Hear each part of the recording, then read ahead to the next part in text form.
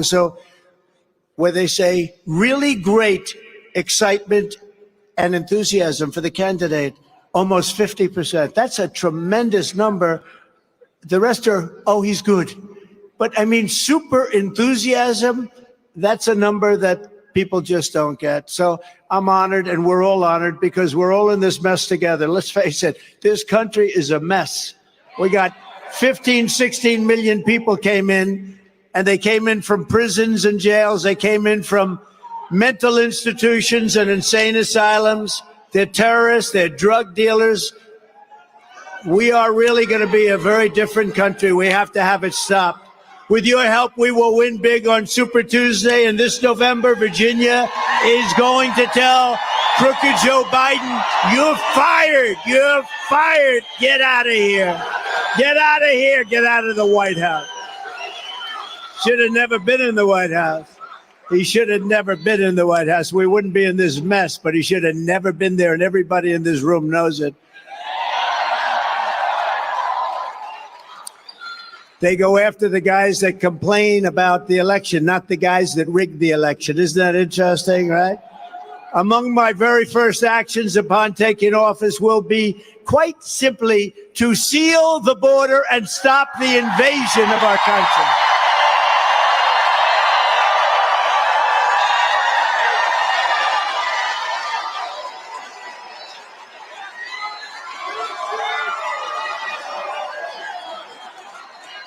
2 days ago, I was with Governor Greg Abbott at the Texas border. He's doing a really good job to witness the total devastation that crooked Joe Biden and his stupid policy of open borders. Who would do this to?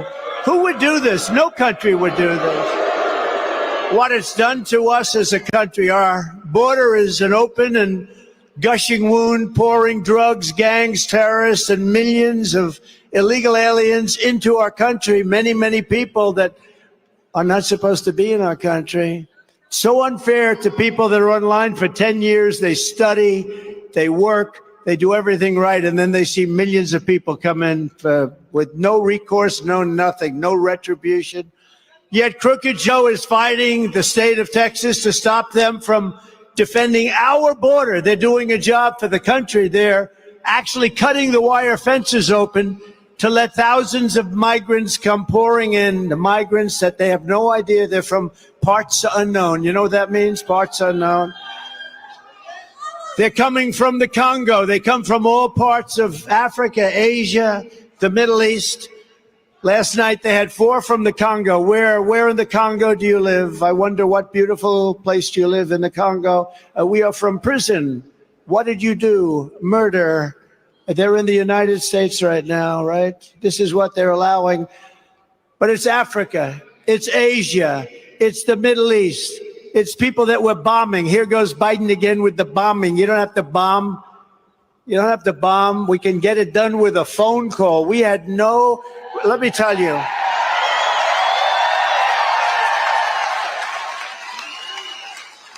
A properly placed phone call can work miracles, can it? We did plenty of them. We didn't have to bomb, and we didn't have to spend the money and the killing and everything else. And the world hates us to a level that you've never seen. Remember, I kept you out of wars, except I did defeat ISIS very strongly. We defeated ISIS. We took them. Al-Baghdadi, Soleimani. We did a number that nobody's ever seen. It was going to take 4 to 5 years, they said, in Washington. It would take 4 to 5 years. I did it in 4 weeks. We knocked them out. General Raisin Cane, right? Raisin Cane. We knocked them out in 4 weeks. And that was 100% of the ISIS caliphate. The ISIS caliphate, they said, was going to take years to do. We did it in 4 weeks. When I'm president, instead of trying to send Texas a restraining order, I will send them reinforcements.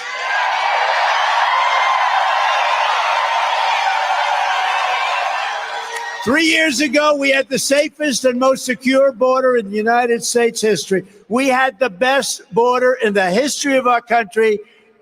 We ended catch and release, except when we did catch and release into Mexico. We had catch and release into Mexico. Used to be we'd catch a criminal and release him into our country. We caught criminals. We released them into Mexico. That was much better. We built 571 miles of border wall and got Mexico to send us 28,000 soldiers to guard our border free of charge. You think that was easy? You think that was easy? I said to the president, we need you to give us free of charge 28,000 soldiers. No, no, no, Donald, I will not do that. I said, no, you have to do it. He's a great guy, by the way, but he's a tough negotiator. And I said, no, you have to do it. No, we would not do. Why would we do such a thing? He's right, actually, But I said, look, if you don't do it, we're going to put a 25% tariff on every car that you make, send in, and every product that you make. And then they said, Donald, it would be a great honor to do it. Mr. President, it would be a great honor to supply you with 28,000 soldiers. I can think of nothing I'd rather do, they said. Now we had 28,000 Mexican soldiers stopping people from coming in. And, once we did that, all of a sudden, it all stopped. The caravan stopped. It all stopped because now they're doing a lot of work for us. And this guy Biden ended that. He ended Remain in Mexico. How about Remain in Mexico? Is that good? You think that was easy to get? Check out Tijuana. This was a crowded place. That was probably the fastest growing city in history. It was what a mess that was. But they weren't in the United States. We had Remain in Mexico, Safe Third agreements, asylum bans, Title 42, and a thing called rapid removal. Do you know what that means? You don't have to be too smart to know. Rapid removal. They come in, we rapidly remove them from our country. If you broke in, we caught you, we detained you, and we deported you very quickly. It was like clockwork. We had the greatest border. We had the safest border in history. Let there be no doubt, this is Joe Biden's invasion. This is Joe Biden's destruction of our country. If you take the 10 worst presidents in history and add them up and put them together, nobody has done the destruction to our country as this incompetent president that we have right now.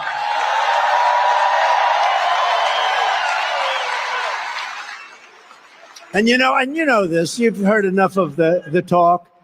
I have great respect for the office of the president, for the presidency, tremendous respect. When I won, I went to the White House and I stood with our great First Lady opposite the Lincoln bedroom. And I said, do you believe this? Can you believe this? Because it takes a while. It's like a surreal experience, but it was so incredible. I have great respect for that whole thing. That's so beautiful. But then he did something that was undoable. Every critic, even the really bad radical left press that are back there,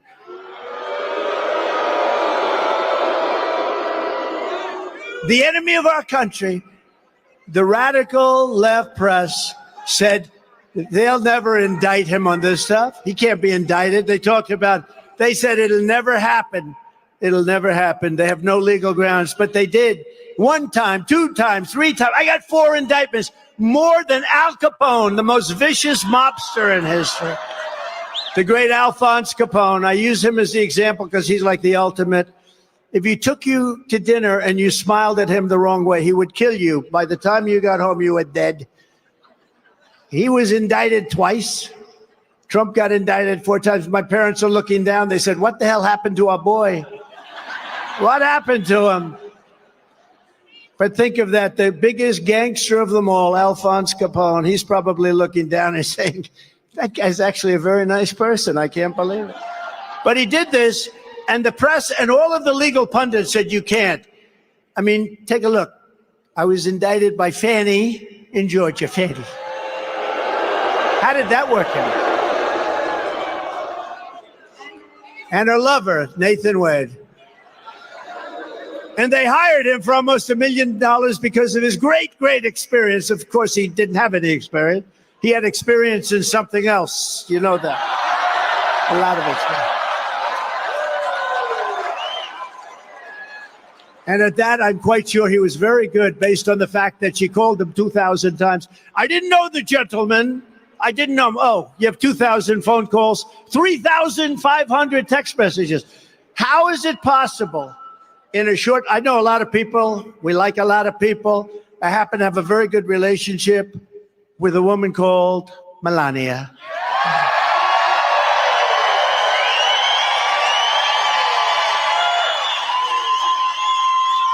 But I would venture to say in all the years that I've known her, I might not have called her 2,500 times. I know I didn't send 3,500 text messages. And they did this in a very short period. But they knew each other long before this indictment. So you look at that, well, that's so terrible. The boxes hoax. Well, Joe Biden had more boxes than any human being ever. And they let him off. Of course, I wouldn't want to be let off that way. They say he's incompetent. We'll let him off. So I don't like that. But I also come under the Presidential Record Act, which gives you absolute rights to do it. He didn't have the Presidential Records Act.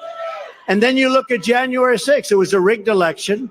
And we're looking at it, and almost everybody in this room agrees. It was a rigged election, and that rigged election destroyed our country. And then we have the DA in Manhattan, who is actually run by the DOJ. You know, they put their top guy into the DA's office to run the DA. The whole thing is so corrupt. Fannie is just the beginning. It's not really, excuse me, I'd like to apologize to Fannie. It's F-A-N-I. She pronounces it Fawny. Faw.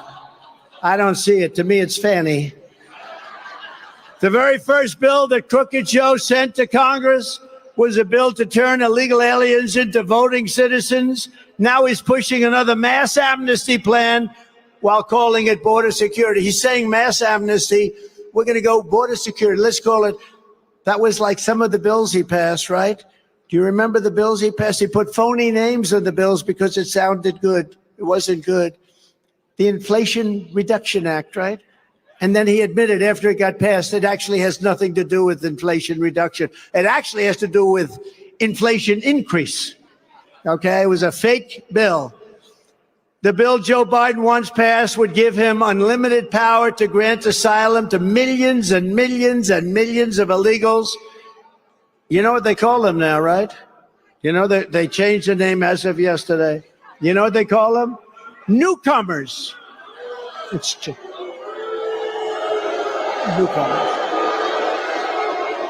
No, the word is newcomers. We're not allowed to say it's politically incorrect. This political incorrect stuff is killing us. From now on, you have to call them newcomers or you will be indicted by the DOJ in Washington. They will indict you immediately, the DOJ. No, they said last night, we are going to call the people that came into our country. We used to call them illegal aliens. We call them a lot of different names. But newcomers is a step too far. But they are newcomers from now on. Please, everybody, call them. Does everybody agree with that? Newcomers. I'm shocked to hear that. The Biden border will, well, you know this, right? The Biden border bill would turbocharge the continued invasion of our country, and therefore his plan would totally demolish Social Security, Medicare, Medicaid, health care, and all of public education. And you know they're going to be getting all of these things that are already in trouble, and they're going to destroy all of that. And you see what's going on in New York? They have pupils from foreign countries, from countries where they don't even know what the language is. We have nobody that even teaches it. These are languages that nobody ever heard of. They're sitting in the school chairs of people, of kids that were there, and those kids aren't able to go to school any longer. There's no place they can go. They're taking the school, and they don't speak a word of English. So the teacher's up there teaching, and they don't know what the hell is going on. Our country is being laughed at all over the world. But I will not let him destroy Social Security. I will not let him crash Medicare. I will not let him turn our public schools into migrant camps, which is what they're doing. And I will not let him turn the USA into a crime-filled, disease-ridden dumping ground. You know, people with terrible, terrible disease that is easily caught, I have to say, they're pouring into our country in addition to everything else. It's so crazy. Who would want this? Think of it. Who would want this? Open borders where people are allowed to come in from mental institutions and jails. Who would want this? Who would? Is there something good? I guess the only thing I can say is they're trying to sign them up to get them to vote in the next election. That's all it is. But they don't really need that, because what they do is they just use blank ballots. You know, they just drop ballots. So they don't really have to destroy our country for that. Although when you use blank ballots, I would say that's also destroying our country. Wouldn't you say? Every day, Joe Biden is giving aid and comfort to the foreign enemies of the United States. Biden's conduct on our border is, by any definition, a conspiracy to overthrow the United States of America. That's what's happening. The anger, the hatred, the fear. Biden and his accomplices, and that's what it is. It's really more the accomplices. I mean, the guy can't put two sentences together. He can't find the stairs to a platform.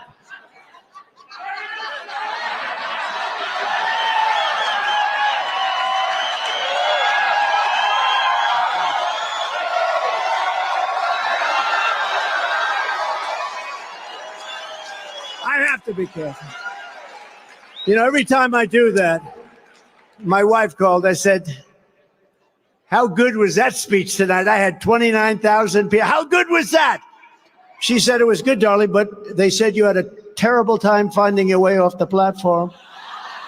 So every time I do that, or I'll say, our president, Barack Hussein Obama, now I do that because, you know, that makes a point. Do we understand that, right? Because a lot of people say he's running the country. I don't personally think so. But it is being run by a group of radical left thugs that circle the beautiful desk, the Resolute desk, one of the most beautiful desks in the world. It's been badly stained by the occupant right now. But, you know, but when I say Barack Hussein Obama, the president of our country, on the news that night they go, Donald Trump didn't know the name of our president. He said it was President Obama. It's President Biden. So I have to be very, very careful. I have to be very, very careful. We have many of them. I purposely mix up like a name like Bird Brain. You know who Bird Brain is, right, Nikki? With Nancy Pelosi. I put them in because they're interchangeable in my mind. And except I have to say, I shouldn't say this about a semi-Republican, but I think Pelosi's probably a little bit smarter, actually. It's too bad to say. But you know what? So you interchange them, and then they go out with stories. I cannot be sarcastic, so I tried not to be. I just did that thing for the first time in like 2 weeks because it's a disaster. Guaranteed, the fake news, the enemy of the people, will say he could not find his way off the stage. So we have to be very careful. Between that and AI, we got a lot of problems coming. Biden and his accomplices want to collapse the American system, nullify the will of the actual American voters, and establish a new base of power that gives them absolute control over you. And I think it's less Biden than the fascists that are in the office, because I don't think Biden knows where the hell he is. Okay, I think the last thing he's thinking about is let's take the country for a ride for the next 20 years. I don't think so. He wants to be around to make it. Who thinks he's going to make it? Who thinks he's going to make it to November 5th? All right, let's do a poll. This is a poll of people with common sense. You know, I don't even say conservative so much. You're conservative, but what are we really? We're people with common sense. We want to have borders. We want to have a free, fair election. We don't want to have crazy forms of counting our vote. We want to have paper ballots, same-day voting, voter ID, nice and simple.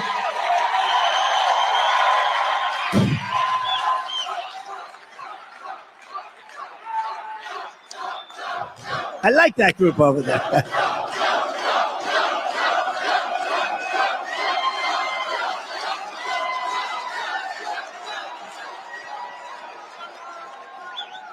Is there anything better, think of this, than a Trump rally in Virginia? Is there anything? No.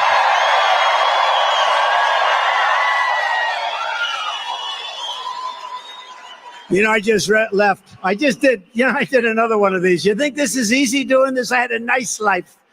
I didn't have to do this. I had such a nice life, and then I would deal with these sick people.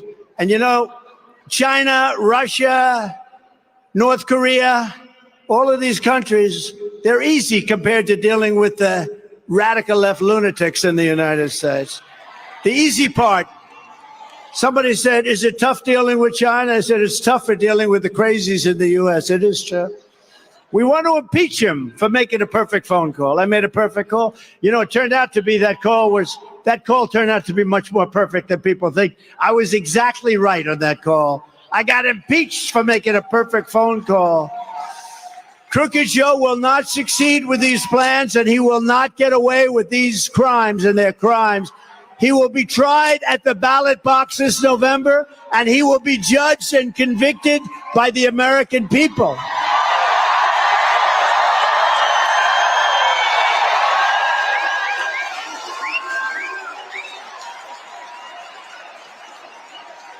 Under Biden, we now have a new category of crime. You know what it's called?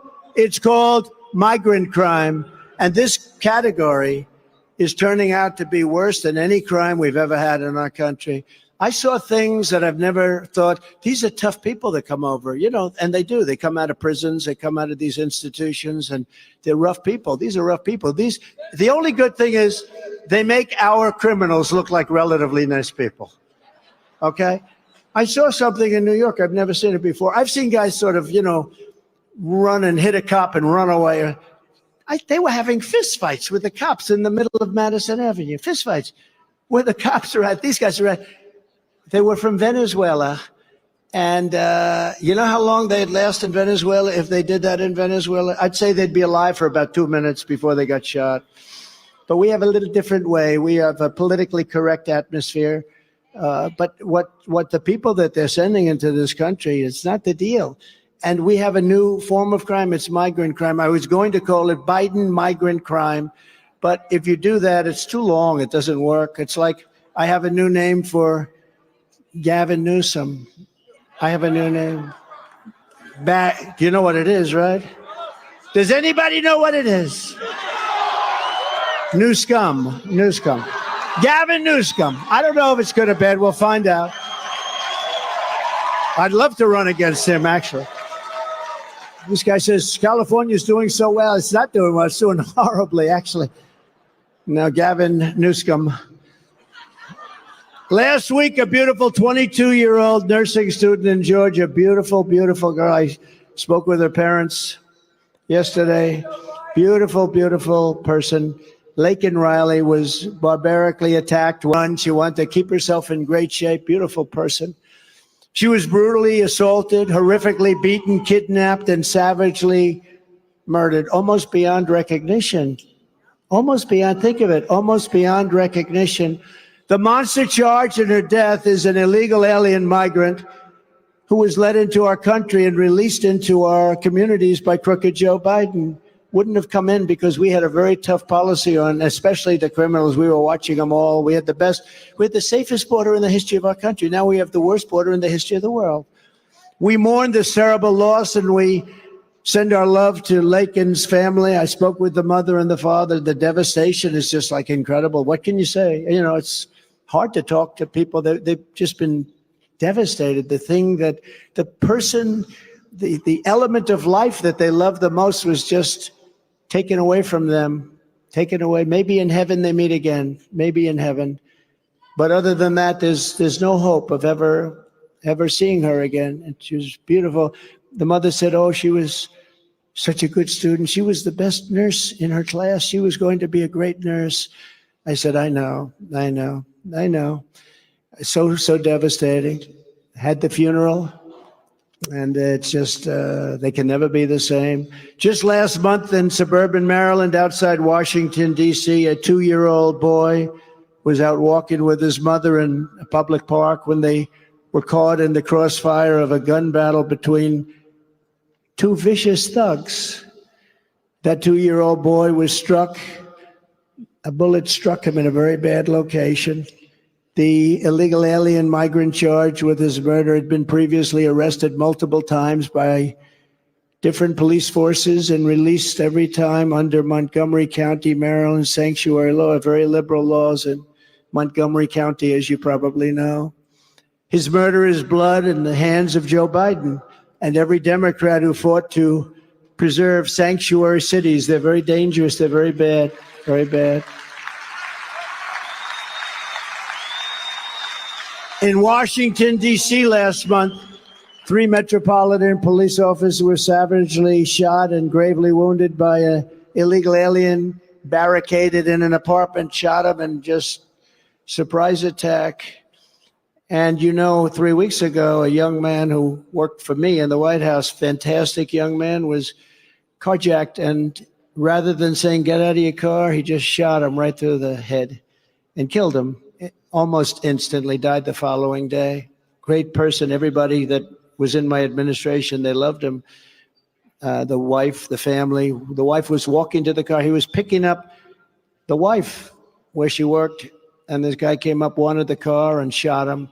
And he died right in front of the wife. And this is our capital. We're going to change it. We're going to change it around. We're going to be so tough. And last year, a sadistic illegal alien released by crooked Joe Biden was arrested for raping an 11-year-old girl in Texas and strangling her to death after knocking on the door of her home. Her father later discovered her body badly beaten and stuffed under her bed. The father came home and found her like that. No one more innocent. We're not going to have one more innocent American life. It just can't. We can't let this go on. Migrant crime is going to be at a level that we've never seen crime before. We have bad crime, but now you can add this to it.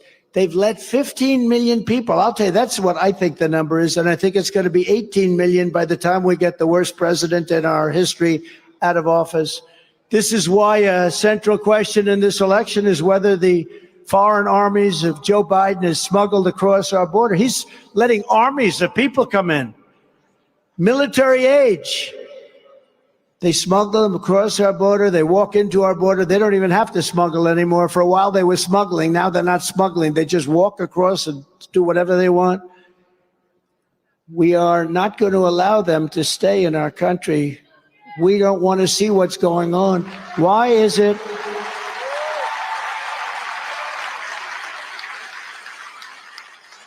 We're going to get them out. We're going to take them out, get out and go home. But we're going to, if we have to, we're going to get them home, or we're going to have to do worse than that. I don't want to fill up our prisons. I don't want to fill up our prisons. Our prisons are already full with other people's prisoners. You have to see the prison population all over the world is at the lowest point it's been in many decades because they're dumping their prisoners into our country. Doesn't this stupid guy understand this? And it makes sense. It makes so much sense. If I were running Guatemala, Honduras, El Salvador, Mexico, or the Congo, or any country, Brazil, a lot coming in from Brazil, a lot coming in from Venezuela, nothing more expensive than storing a prisoner in a jail for 60 years. But of course, they don't spend quite as much as us. They spend very little. When you go in those jails, it's the worst that you can imagine. But how does he allow this to happen? Anybody would say it. I said it a long time ago. As soon as I heard what they were doing, I said, oh, they're going to end up emptying. I know all these guys. I know many of them. And they're very streetwise, smart people. They're streetwise. Joe's not streetwise. Joe is just a dumb guy. He's a dumb guy. Nobody respects him. He's lost. And again, I never talked about him until I got indicted 4 times on charges that should have never been brought. These are all Biden indictments. If Joe Biden's illegal alien migrants do not go back to their countries, we will never get our country back. So if you elect Donald J. Trump on November 5th, most important day in our history, remember that. I promise you they'll be going back to their countries. I don't know if you saw Maduro in Venezuela 2 days ago. They sent many of their criminals and their jailbirds. I'm sure some are fine people, but they all come out of jail, or they people that they don't want. They keep the ones they want. You know that, right? They keep a lot of productive people. They're not going to lose them. They're like every other country. You want to have certain people. Maybe you don't want to have others. We don't have a choice because we take everybody's discards. So Venezuela made the statement that we're going to send them out to the United States and we're never going to accept them back. We're never going to accept them back.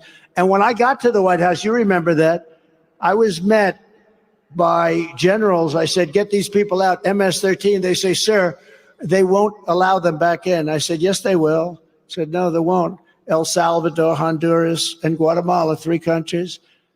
And I said, what do you mean they won't? Under the Biden administration, meaning vice president, because he was supposed to be in charge, but everything he's in charge of doesn't work out. His foreign policy is the worst of any human being in history. Look at Afghanistan, the worst. But under Obama and Biden, they couldn't get him back in. And I was told by the general, sir, they won't accept him. I said, which countries? They named those 3 countries.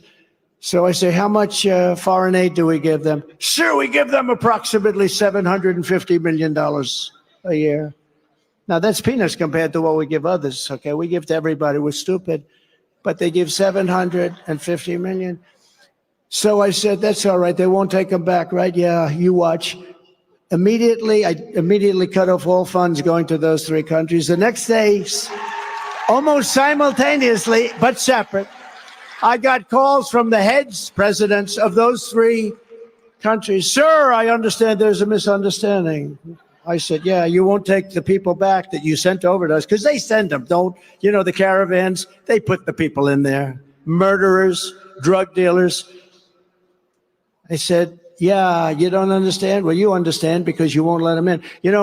We'd send plane loads of people from Honduras or whatever, other countries too, and they'd put airplanes on the runway so the planes couldn't land. They'd close the road so the buses couldn't go. You couldn't get them in, right? You couldn't get them in. They'd come back to the United States. So stupid. So I said, you immediately cut off all foreign aid. Let them know that effective immediately, they don't get $750 million anymore. And I go to the office the next morning, and lo and behold, I have 3 phone calls. Nice guys. Look, they're smart. I'd do the same thing. I really would. I'd send everybody, and I wouldn't let them back either. I wouldn't let them back. But if you had a president like me, I said, President, I'd love to have them back because they're not going to have a choice. But I said, stop paying them the $750 million in foreign aid. I get 3 phone calls, separate calls. Sir, there seems to be a misunderstanding. I said, yeah, we're not paying any more foreign aid. Why? Because you won't take back the people that you illegally sent into our country. They said, sir, we would be happy to take them back. Nobody ever told us. This has gone on for 10 years, by the way. We didn't know about this particular problem, sir. We would be honored to have MS-13 brought back into our country. We love them very much. They are fine people. They are fine people. We would love to have them back in our country. And I solved that problem. And we took in thousands and thousands of gang members, MS-13 in particular, a really vicious gang. They love knives better than guns because it's more painful. They cut people up into they cut 2 beautiful high school kids, 16 years old, walking to school in Long Island. They cut them up into little pieces and they left them. These are the people that we're allowing into our country.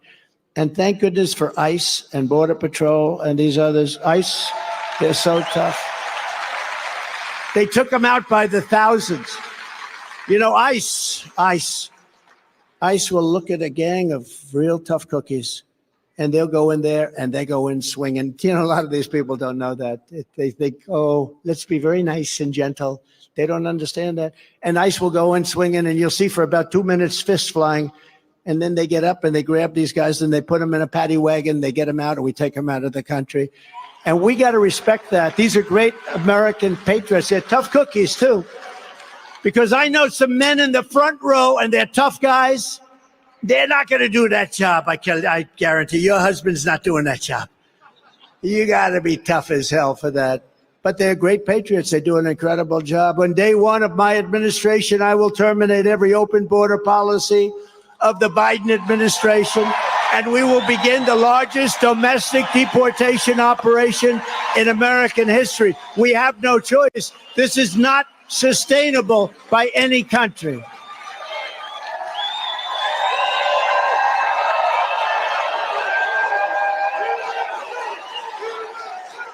It's no wonder Joe Biden and his thugs are so desperate to stop us. They know that we, by the way, MAGA, Make America Great Again. The greatest movement in the history of our country. And they say, always trying to demean, well, MAGA really represents 48% of the Republican Party. No, it represents 96% and maybe 100%. We're getting rid of the Romneys of the world. We want to get Romneys and those out. But they know that we are the only ones who can stop them. We're the only ones. This is the greatest movement in the history of our country, maybe in the history of any country. Even Argentina, they went MAGA. You know Argentina, great guy. He's a big Trump guy. He loves Trump. I love him because he loves Trump. When he called, I took his call. On me. Anybody that loves me, I like them. But he's good. And he's a MAGA guy. But it's a slightly different form of MAGA. He is Make Argentina Great Again. That's pretty good. I said, you can have that. And he is. He's doing a good job over there. He's cutting like hell. He's getting rid of a lot of waste and a lot of things. And I hope they do well because it's a beautiful place. It's a beautiful country. But I think they really have a good head man right now. He's a tough guy. But that's why they're weaponizing law enforcement for high-level election interference, because they can't get elected otherwise. Who's going to get elected? How can you get elected with high interest rates, bad education, open borders, bad elections, horrible fraudulent elections? You can only do it by cheating. That's the only way you get elected. Joe Biden goes after his political opponent. He's using that to go after his political opponent. And that does happen, never in this country before, but that does happen. But it happens in banana republics in third world countries. Joe Biden and his fascists that control him are the real threat to democracy in this country. They are a big threat, and they are corrupt. They are a big threat. He is the one. You know, they have like the standard line, Donald Trump is the threat to democracy. Some advertising agency wrote that down. I'm not a threat. I'm the one that's ending the threat to democracy.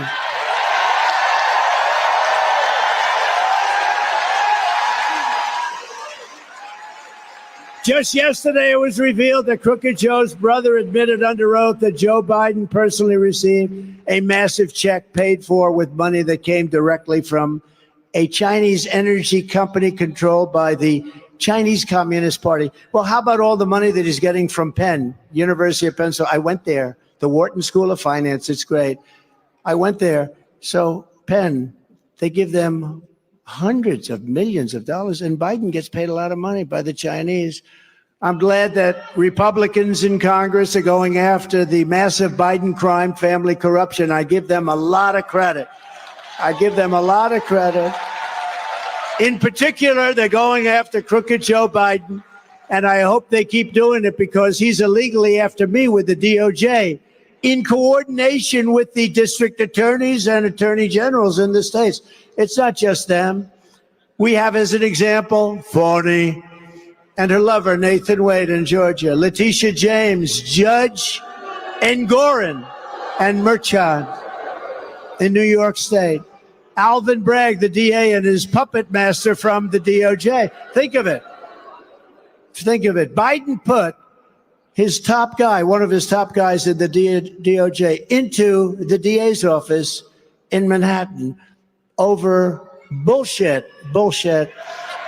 His name is Colangelo. And now he is essentially running the DA's office in Manhattan, and they go after me with state agencies and city agencies, but it's all run by the DOJ. It's crooked stuff, really. These are crooked people. Merrick Garland, Lisa Monaco, deranged Jack Smith, Judge Chutkin, Charles McGonigal. You know him, right? He was in charge of the Russia hoax for the FBI. Charles McGonigal. I know the name well. He was in charge of it, and they just arrested him because he received money from Russia. This can only happen to me. He's in charge of Russia. We're going to find it. We're going to get that Trump, that son of a bitch. We're going to get him.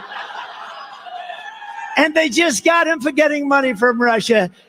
This is too much. And all the others in D.C., impossible for me It's really impossible for me to get a fair trial in D.C., but that's okay. Don't worry. I don't know what's going to happen. I really don't. But it's all going to work out. We're going to come out so good. I'm more popular than I ever was because of these people. More popular. True. You know, we won twice. We won big in 2016, but we won much bigger with millions and millions more votes in 2020. It was a rigged election. It was a rigged election. The votes came in, then they added a lot of votes to it. You saw it. It was a rigged, totally rigged election. They know it too. The only thing they don't want people talking about that election. Even Fox is afraid to talk about it. They're all afraid to talk about it. They don't mind going after the people looking into the rigging and knowing what happened. But they never go after the people that rigged the election, the biggest single threat. And we're going to stop it because we have no choice as a country. They cheat. They're dirty players, and we're not going to let it happen anymore. We're not going to let it happen. They got away with something that has essentially destroyed our country. But remember, these are not legitimate indictments. These are crooked Joe Biden indictments of me, his political opponent.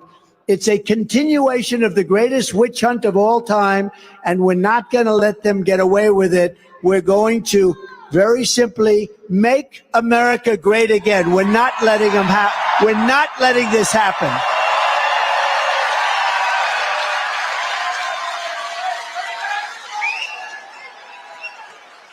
All of this is only happening because I'm running for president and leading big in all the polls. I mean, when the New York Times has this front page story tomorrow, you'll see it just came out, that Trump is killing this guy. They're not happy. I guess maybe they are happy. I mean, frankly, they did the best they've ever done. 4 years of Trump, they were doing much better than they do right now. So I always said, all of the fake news, look at all those people back. Whoa, that's a lot of people. That's a lot of, you know, whenever I talk about him, the red light starts going off, you know. They said, get us off the air. He's going to say something bad about us. He's going to tell CNN that their ratings stink. But in a brand new poll, just came out, the Emerson Hill poll of the general election, we're crushing Biden in every single one of the swing states. And in the Harvard-Harris bill also just came out, we're leading crooked Joe by 6 points, which means a lot more. Because, you know, when I'm leading by 6 points, I hate to say this, I shouldn't say it, it's a little embarrassing, but when they say, who are you voting for? When they say it's none of your business, or tougher words, you know, they go the FU word. When they use the FU word, because I would never say it because we have children in here, and we have very, very sensitive ears, so I don't want to say it. My wife hates it if I use foul language. She said, darling, you should not have used a bad word. But when they use that, somebody says, who did you vote for? And you say, it's none of your business. That means you voted for Trump. So they don't count it. See, right? She's nodding. You look like a smart one, don't you? Huh? With that black dress. The radical left Democrats rigged the presidential election of 2020, and we're not going to allow them to rig the presidential election of 2024.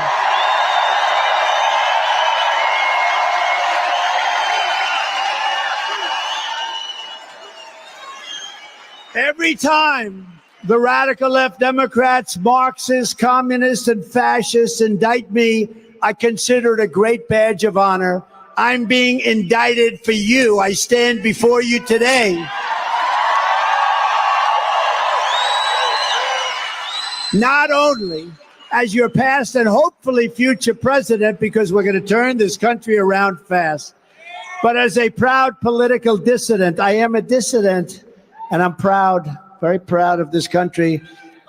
We had the greatest economy in history. Think of it. We had the strongest border in history.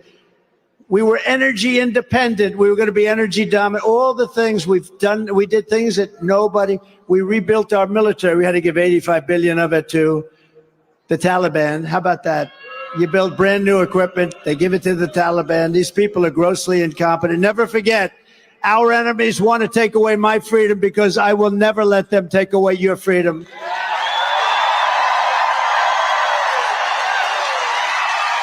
They want to silence me because I will never let them silence you. And in the end, they're not after me, they're after you. I just happen to be standing in their way. Thank you very much.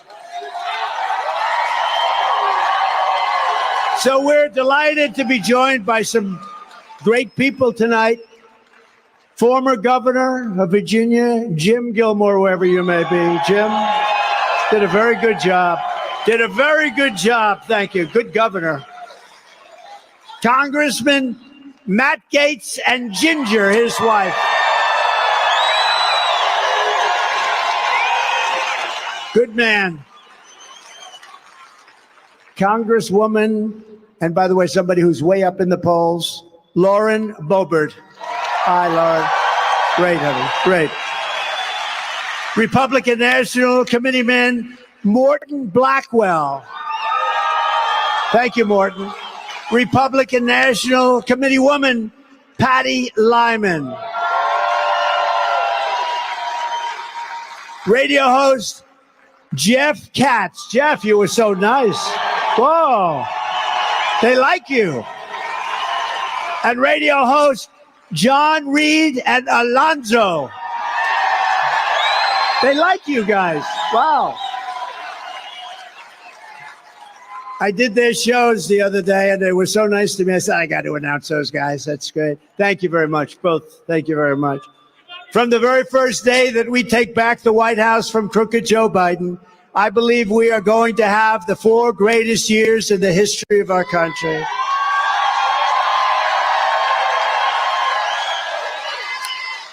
You know, one of the people that I defeated along the way was saying that, oh, well, you know, one of the weaknesses to Trump is that he can only serve 4 years because I've already served 4 great years. Everybody admit he even had said he was a great president. But I said, let him say it again. Let him say it for about a week or so. Then I'll hit him. And I said, listen, here's the story. 4 years. I don't need 4 years or 3 years or 2 years or 1 year. I could do almost everything in less than a year. Anybody that needs 8 years, you don't want them to be your president. You don't want them to be your president. In our first term, we had record tax cuts. We had the greatest tax cuts in the history of our country, greater than the Reagan tax cuts. We had the number one in regulation cuts. That's what gave us all those jobs, and rising wages for citizens of every race, religion, color, and creed. All of this with no inflation. We didn't have inflation. It was a beautiful thing. Everyone was thriving under the economic policies of a gentleman known as Donald J. Trump. For our great veterans, we passed VA accountability and VA choice. Nobody thought that was possible. They were trying to do it for 58 years. 58 years. You know, accountability, we had 9,000 people in there that were sadists and thugs and hated the military people. And our military people aren't in prime time. That happens to a lot of people because they couldn't have touched them in prime time, I guarantee you that. But they'd beat them up and they'd do horrible things, and you couldn't fire them because of the civil service laws. I got that done, and we fired 9,000 horrible human beings. And on choice, we did something for 61 years. They've been after this. They were never able to get it done. I came in, I said, why don't we just let the people, you know, they were waiting for 2 months, 3 months, 4 months just to see a doctor. And they die. They become terminally ill. A lot of things, you could take a pill or you could have a tiny procedure and you'd be okay. But with time, it gets worse and worse, and people would become terminally ill. They die. I said, from now on, what we're going to do is if you don't get a doctor within 24 hours, the veterans know, because we got a 92% approval rating. The highest before us was 49%, double.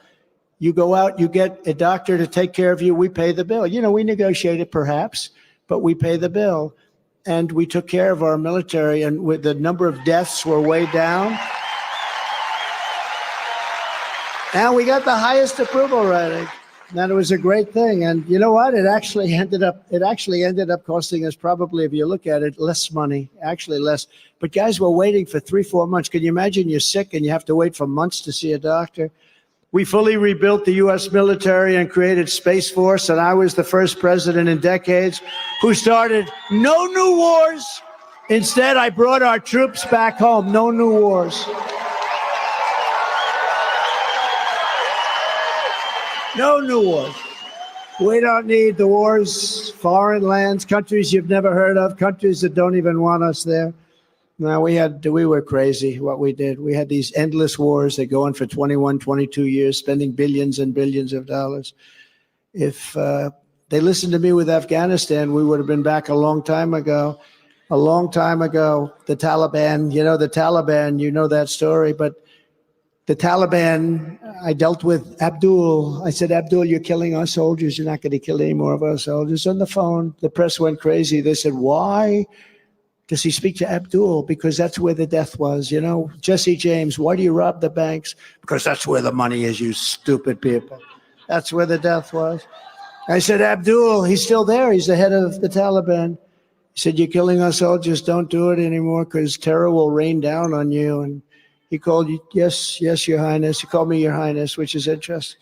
But he said, yes, I understand. For 18 months, we didn't have one soldier killed in Afghanistan. For 18 months. And then we had a rigged election, and this stupid fool took over. And we had that horrible airlift. He said, we'll never have anything like Vietnam. This thing blew Vietnam away with the people on the airplane from 3,000 feet up. They start falling off the plane. Before I even arrive at the Oval Office, shortly after we win the presidency, I will have the horrible war between Russia and Ukraine settled. I know them both very well. And we will restore peace through strength. Get that war settled. It's a bad war. And Putin, has so little respect for Obama that he's starting to throw around the nuclear word today. You've heard that, nuclear. He's starting to talk nuclear weapons today. I was waiting for that to happen. But we have a fool as a president. He said, we will never leave until there is complete and total victory. We might be there for a long time. No, we have a fool. I'll get that thing settled. I know both men very well. Remember that Zelensky was the one I was talking to on the phone. And when they called him, they said, no, he was a perfect gentleman. Remember, they said I was threatening him, quid pro quo, all bullshit. It was all made up. Then they heard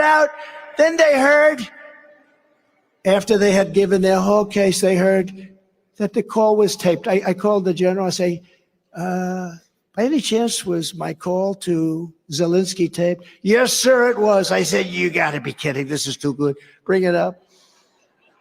And I listened to it, and it was the exact opposite of what they were saying. It was just thank you and congratulations for your win, et cetera, et cetera. It was a perfect phone call. But they had already gone out, and they impeached me over nothing. They impeached me over something where I was right, because I talked about corruption in Ukraine. We actually have a treaty where you are supposed to be keeping that whole thing honest, because it is a very corrupt country. It's got a lot of problems, very corrupt country. With your vote, we will throw out Bidenomics. Biden, he thinks that's a good term. And we will reinstate Maganomics. We want Maganomics. Make America great again.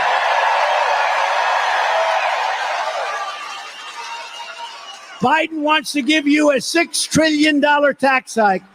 He's going to give you the greatest, biggest, ugliest tax hike in the history of our country. Who the hell, in the old days when we were like a sane country, a tax hike meant you wouldn't win an election.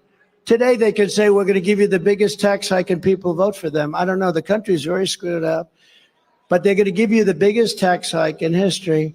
But when I win, you're all getting tax cuts, because we are going to extend the Trump tax cuts and then some.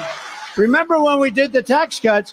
And then the following year, it was announced that we took in record revenues, because a lot of people came in and invested in the country. It was a beautiful thing. We had the greatest economy in the history of our country. There's never been an economy of any country that was even close to what we achieved in a short period of time. I will immediately end Joe Biden's war on American energy. We will quickly end his inflation nightmare. And we will drill, baby, drill. That's what we're going to do. We're going to drill. We're going to be boom. We're going to drill. We're going to have a lot of energy. We're going to bring down the cost of energy. I don't know if you know it. We're drilling pretty much now, because he kept my policies, because when he started closing everything, that is what caused the inflation and the mess. So he went back and he left my policies, but not really, because we were going to become the most dominant energy source in the world. You know, we have more liquid gold under our feet than any other country. And we were number 3 and number 4 when I took over. And within 2 years, we were so far above Saudi Arabia and Russia, which were number 1 and 2. You have to see the chart. They're like this, and we're like, ding, boom. This is me. I hear, bing. I got to put that chart up for people. You know, we put all these pictures of me. I'd rather have the chart up. How does the back of my head look? Is it okay?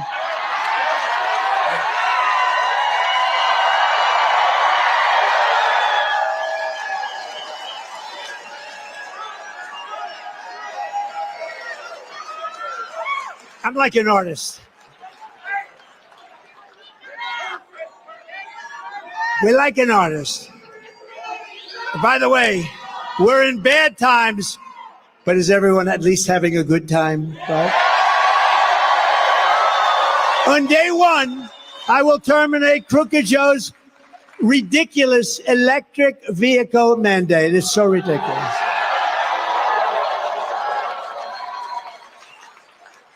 They're wonderful, but they don't go far. They're too expensive. And, you know, I'm leading Michigan by 14 points. You know why? The auto workers love me, because I'm going to bring auto workers back. They're not going to Mexico. They're not going to China. And they know that the electric vehicle mandate, they know that that whole thing with electric vehicles, they're all going to be built in China, because they have all the minerals and materials for them, and we don't. But we do have a thing called gasoline at a level that nobody has. And we're going to, and if you want an electric car, that's good. You know, when I won Iowa, the night I won, it was 40, get this, you don't know about this in Virginia. It was 40 degrees below zero. But because I won in the largest number ever, I love that temperature now. I love it. I think it's, but we're driving over, and there were so many cars pulled over. I said to Secret Service, what's the problem? Electric vehicle, sir. In other words, they don't work in the cold and they don't go far. Other than that, I think they're wonderful. And they're very expensive. And what we're going to do is you're going to have an electric vehicle if you want it. And it's good for short trips, like to the candy store and back. Let's go to California, darling, and let's take a trip out to see Gavin Newsom and his job he's doing. Let's go to see how not to run a state. I will pass the Trump Reciprocal Trade Act. Very simple. If China or any other country makes us pay a 100 or 200% tariff, we will make them pay a reciprocal tariff of 100 or 200% right back. In other words, very simple. If you screw us, we screw you. Very simple.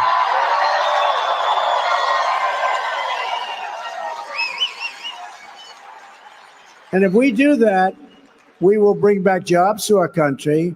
We will get rid of a large portion of our deficits. It'll be a beautiful thing. It'll be a beautiful thing. I saved the steel industry, although they let it go.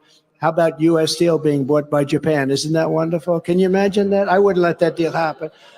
And as tariffs on foreign countries go up, taxes on American workers and families will come down very dramatically. We do that. It'll get rid of a lot of our deficit. And we should. If people want to come into our country and take our assets and take our jobs, they have to pay for it. Let them pay 15%. Let them pay 15%. And you know what? It's a high number, but it's not high enough to change the world. It's not high enough. They'll still do business. But what they're going to do is, in order not to pay it, they'll build their plant in the United States, which is even better. And that's what China does. And that's what other. China doesn't want us sending cars over there. They put a 75% tax on. They put much more than that. They want us to go over and build a plant over there. And this way you don't have to. We're going to do the same thing. And we were ready to do it until COVID came in. We had the greatest 3 years. We were ready to do it. But then we had to do that. We had to figure. We made a trade deal with China, the best deal, probably even better than the USMCA, $50 billion worth of farm products and things. And unfortunately, I don't even talk about it, because when COVID came in, it was so bad what happened to the world. $60 trillion, millions and millions of people dead. That was a terrible time. And we did a great job, but we never got the credit on that one we should. We got credit for the economy. We got great credit for foreign policy. Look at North Korea. North Korea was ready to go to war, a big nuclear power. And we were great. I got along with them great. I get along with everybody good. They know you can't play games with me. Don't play games. We will restore law and order to our country. I will direct a completely overhauled DOJ to investigate every radical, out-of-control prosecutor in America for their illegal, racist, and reverse enforcement of the law. This week, Joe Biden once again declared his intention to strip our police officers of their qualified immunity. You know what that is? No, can you imagine? I've got 100% of the police behind me. By passing a radical anti-police bill through Congress, that's the exact opposite of what they can solve our crime problem. We have to let them do their job. We have to give them great respect, let them do their job. They're very good. The sheriffs are here. They're all over the place. They all endorse me. By contrast, I am going to indemnify all police officers and law enforcement officials throughout the United States to protect them from being destroyed by the radical left for taking strong action on crime. Right? We're going to rebuild our cities into beacons of hope, safety, and beauty better than they've ever been before. We're going to reinvest in our cities. They're run by all Democrats. They're all run by Democrats, and they're run badly. We're going to deal with the Democrats, but they've destroyed our top 25 cities run by Democrats. They've destroyed those cities. San Francisco, 10 years ago, 15 years ago, San Francisco was like the greatest city in the country. Now it's horrible what they've done to it. Los Angeles, Chicago, New York, and then you have Oakland, and you have the other ones that have had long-term problems, but they're all run by Democrats, and they have been for many, many decades. We'll work with them. We're going to rebuild our cities, and we will also take over the horribly run capital of our nation in Washington, D.C., and clean it up, renovate it, and rebuild our capital city, get rid of the slums so that it is no longer a nightmare of murder and crime, but rather it will become the most beautiful capital anywhere in the world. What do you think these leaders come in when they come in to see the president and they ride over a road that's full of potholes and garbage? And the medians, you know, those metal medians and garbage that you put them up 2 days later. I think the sun melts them or something. They expand and contract. They're laying all over the ground. But you look at all the filth, and you look at the graffiti on beautiful marble walls, and you look at what happened, and most importantly, you look at the crime and the murder. You leave, you go from Virginia, you want to take a trip through Washington, you end up getting shot, killed, or something, and it's a shame. We're going to be very strong. We're going to take over Washington, D.C. We're going to run it properly. We're going to get rid of the slums. We're going to open up our parks. We're going to have to get rid of the tent cities and the tents all over the place. You know, when I was president, when I'd drive by, if I saw one or two tents starting to form, I would send Secret Service and all of the other people immediately over there, get rid of those tents, because you could do it easily when you had 3 or 4, but then you'll have 10, then you'll have 20. All of a sudden, you'll have 500 tents, and it becomes a big deal. On day one, I will sign a new executive order to cut federal funding for any school pushing critical race theory, transgender insanity, and other inappropriate racial, sexual, or political content onto our children. And I will not give 1 penny to any school that has a vaccine mandate or a mask mandate. I will keep men out of women's sports. 100%. And I will fully uphold the Second Amendment, our Second Amendment. And I did. I upheld it beautifully 4 years, and I will tell you, it's under siege. It's under siege, but I held it up, 100% held it up. And we need our Second Amendment. We will protect it always. We will also protect innocent life, and we will restore free speech. And I will secure our elections. Our goal will be one day voting with paper ballots and voter ID. But until then, Republicans must win. We have to win to get it done. And we want a landslide that is too big to rig. Too big to rig. That's what we need. Because they're going to be cheating, and they're cheaters, and we're going to be watching them, and we're going to prosecute. If we get in, we're going to catch them, and we're going to do things that were never done before. If you look and took the 10 worst presidents, remember, there's never been anything like this. You could take, it started off, I used to use this expression all the time. It started off with 5. Then I said, wow, take the 5 worst, it's not close. Then I said, make it 10. And still I could make it more. There's never been destruction like this done to our country before. Never. It's never happened. So if you want to save America, then go vote. Remember, the primary is Tuesday, March 5th. 3 days.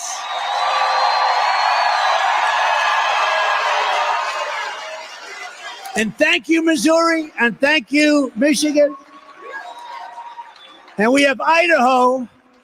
You know, we have Idaho coming in tonight. We hear the same kind of a thing, like 100. We're going to get 100%. Biden always calls Idaho. He called it 2 things: Iran. That's that. Yeah, and he calls it, right? He called it Iran.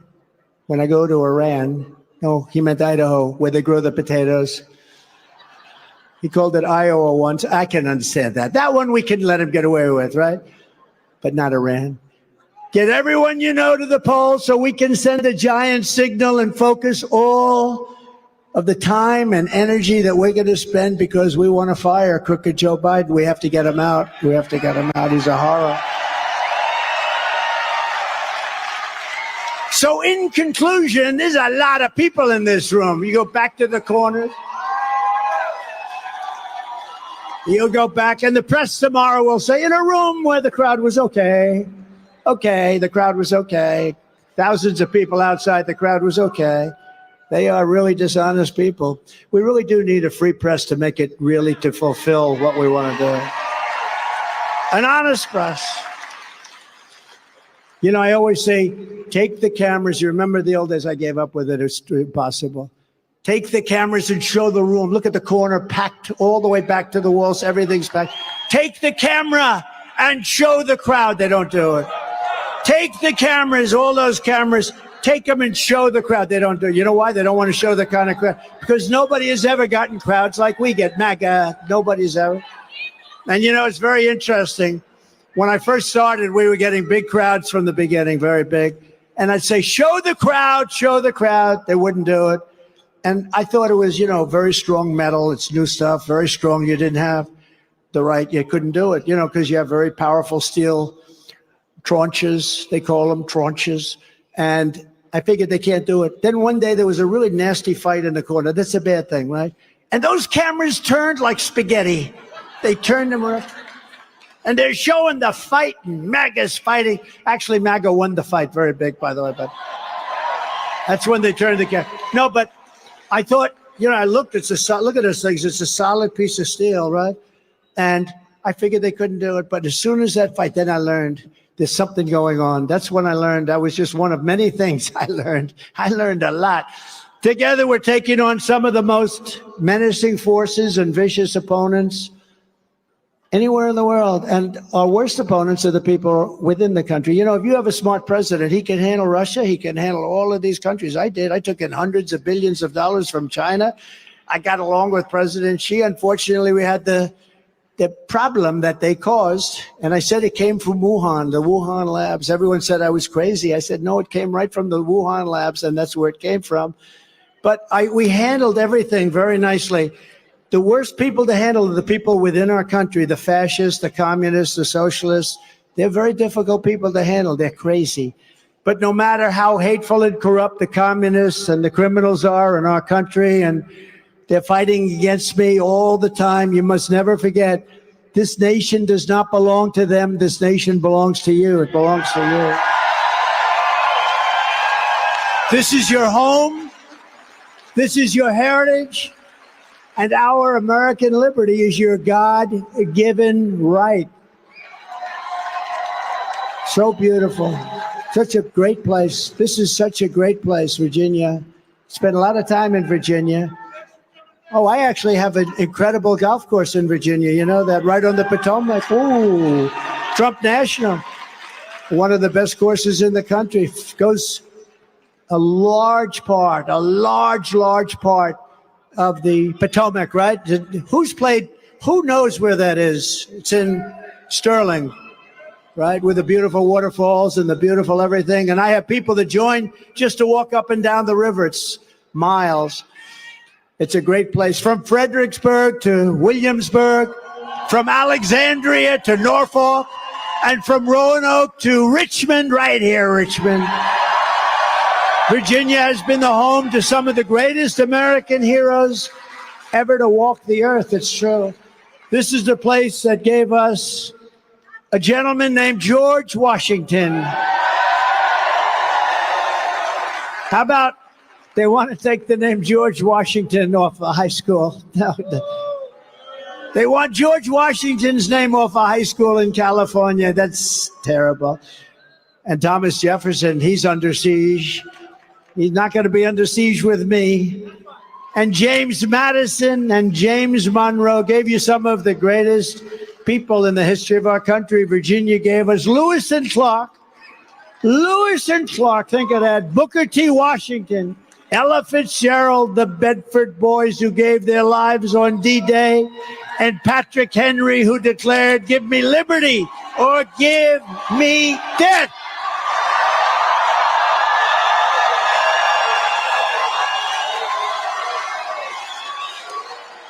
Together, they helped build America into the greatest nation in the history of the world.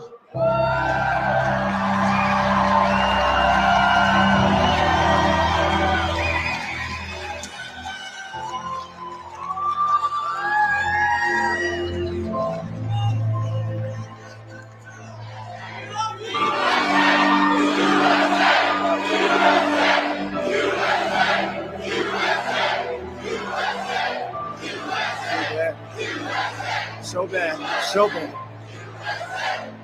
But now we are a nation in decline. We are a failing nation. We are a nation that has the highest inflation in 50 years, where banks are collapsing and interest rates are skyrocketing. Likewise, we are a nation where energy costs have reached the highest levels in our history. We are no longer energy independent or energy dominant as we were just a few short years ago. We are a nation that is begging Venezuela and others for oil. Please, please, please help us, Joe Biden says.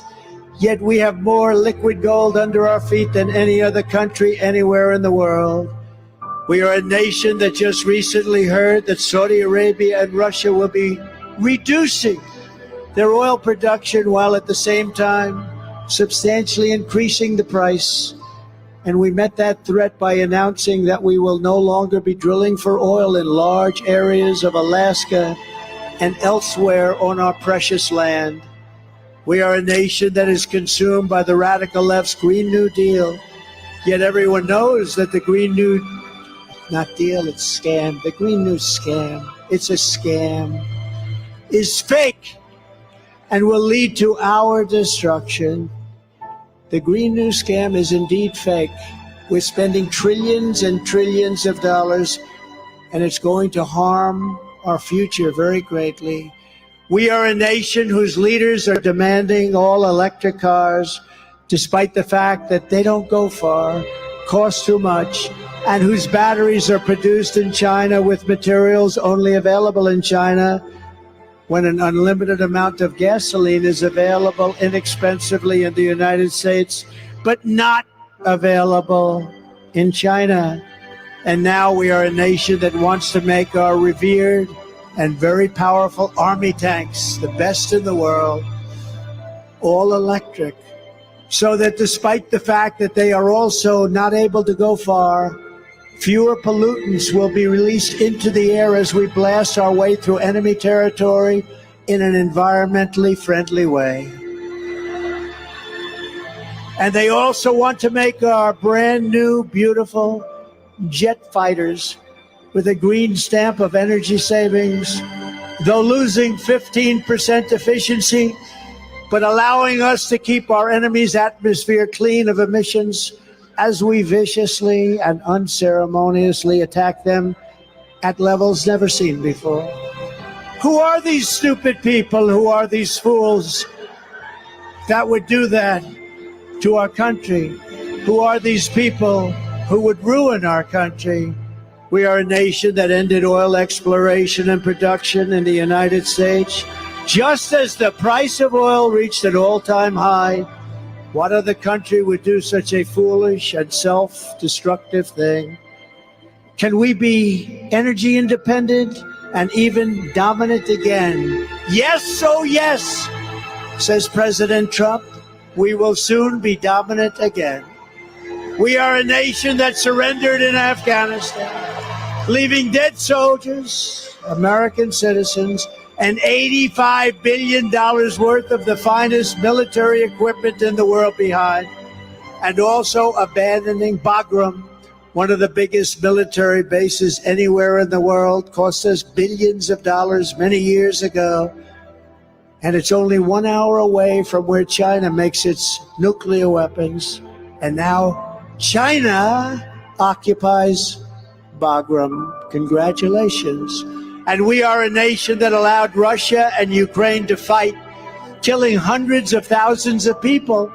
And it will only get worse under this administration.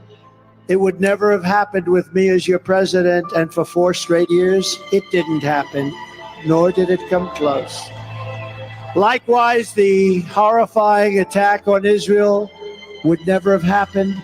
They wouldn't even have thought of doing such a thing if President Trump was behind the Resolute desk in the Oval Office. Would not have happened. Iran was broke under the Trump administration. They didn't have the money to fund Hamas or Hezbollah and all of the other instruments of terror that they had been funding for years.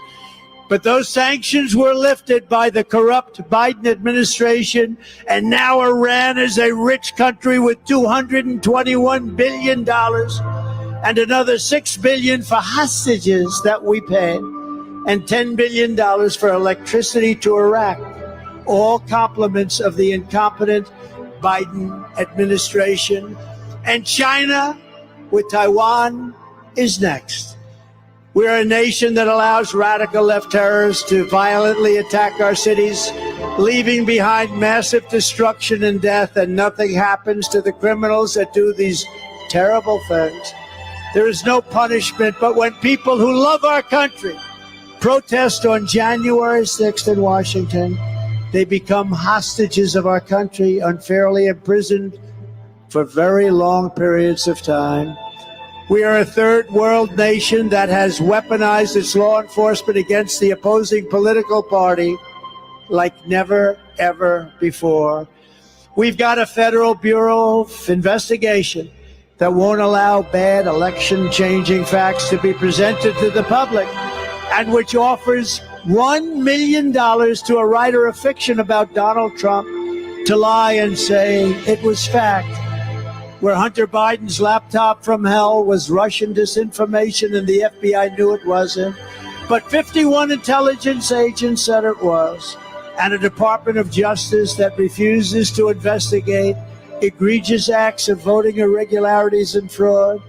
And we have a man who is totally corrupt and the worst president in the history of our country, who is cognitively impaired, in no condition to lead, and is now in charge of dealing with Russia and possible nuclear war, which would be World War III and far more devastating than any of the previous world wars because of the weaponry that no one even wants to think about. We are a nation that no longer has a free and fair press. Fake news is all you get, and they are indeed the enemy of the people. They refuse to discuss the Biden crime family, but enjoy covering the false indictments of Donald J. Trump, who has done nothing wrong except win an election that he wasn't supposed to win. We are a nation where free speech is no longer allowed. where crime is rampant and out of control like never before. We are a nation that is allowing Iran to build a massive nuclear weapon and China to use the trillions and trillions of dollars that is taken from the United States of America to build a military to rival our own. And less than 3 years ago, we had Iran, China, Russia, and North Korea in check. They respected us. They were afraid of us. They weren't going to do a thing against us, and everyone knows it. And now Russia and China are holding summits to carve up the world. And perhaps most importantly, we are a nation that is no longer admired, respected, or listened to on the world stage. We are a nation that in many ways has become a joke. And we are a nation that is hostile to liberty, freedom, faith, and even to God. We are a nation whose economy is collapsing into a cesspool of ruin, whose supply chain is broken, whose stores are not stocked, whose deliveries are not coming, and whose educational system is ranked at the very bottom of every single list. We are a nation that just sold a once great company, United States Steel, to Japan. We are a nation whose stock market's continued success is contingent on MAGA winning the next election. The market goes up when we go up. When my polls go up, the market goes up. We are a nation where large packs of sadistic criminals and thieves are allowed to go into stores and openly rob them, beat up and kill their workers and customers, and leave with armloads of goods but with no retribution, where the authority of our great police has been taken, where their families and pensions have been threatened, and their lives would be destroyed for the mere mention of the words law enforcement. We are a nation where fentanyl and other forms of illegal drugs are easier to get than groceries to feed our beautiful families. We have become a drug-infested, crime-ridden nation, which is incapable of solving even the simplest of problems. We will institute the powerful death penalty for drug dealers, where each dealer is responsible for the death during their lives of 500 people or more. Mothers will never again be forced to watch their children overdosing and hopelessly dying in their arms, screaming, "What can I do? What can I do? My child is dead. What can I do?" We are a nation whose once revered airports are a dirty, crowded mess. You sit and wait for hours and then are notified that the plane won't leave, and they have no idea when they will. Where ticket prices have tripled, they don't have the pilots to fly the planes, they don't seek qualified air traffic controllers, and frankly, they just don't know what the hell they're doing. We are a nation that screens its citizens viciously at the ports. But if you're an illegal alien, you are allowed to flow through by the millions and millions and millions. We are a nation that has lost its confidence, its willpower, and its strength. We are a nation that has lost its way, but we are not going to allow this horror to continue. 3 years ago, we were a great nation, and we will soon be a great nation again.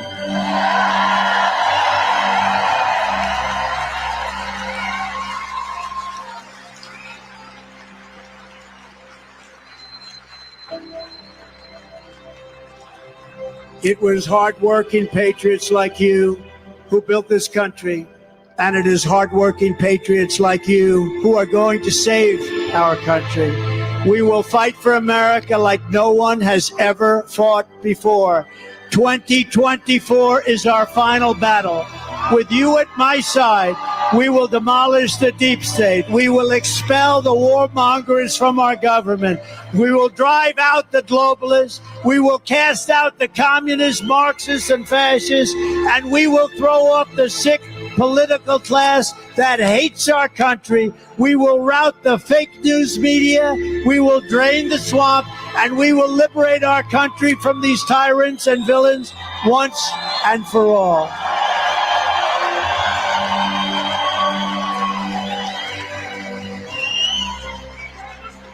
And like those incredible patriots before us, we will not bend, we will not break, we will not yield, we will never give in, we will never give up, and we will never, ever, ever, ever back down. With your support, we will go on to victory, the likes of which no one has ever seen before. We will evict crooked Joe Biden from the White House, and we will take back our country on November 5th, 2024.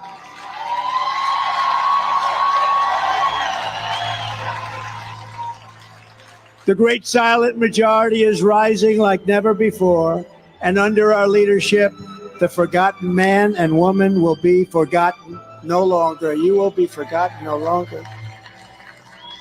We are one movement, the greatest movement in the history of our country. One people, one family, and one glorious nation under God. And together, we will make America powerful again. We will make America wealthy again. We will make America strong again. We will make America proud again. We will make America safe again. And we will make America great again. Thank you, Virginia. God bless.